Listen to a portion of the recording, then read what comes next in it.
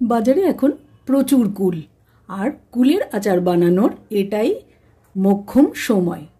এর জন্য প্রথমে দিয়ে দিচ্ছি 1 টিস্পুন মেথি, 1 টিস্পুন সাদা জিরে, হাফ টিস্পুন দিচ্ছি 5 ফোড়ন, ধনে, গোটা ধনে দিচ্ছি 2 টিস্পুন, আর দিচ্ছি মৌরি, দিয়ে দিচ্ছি গোটা শুকনো লঙ্কা। সব মশলাগুলো ভেজে নিয়েছি, এবারে এগুলোকে গুঁড়ো করে নেব মিক্সিতে।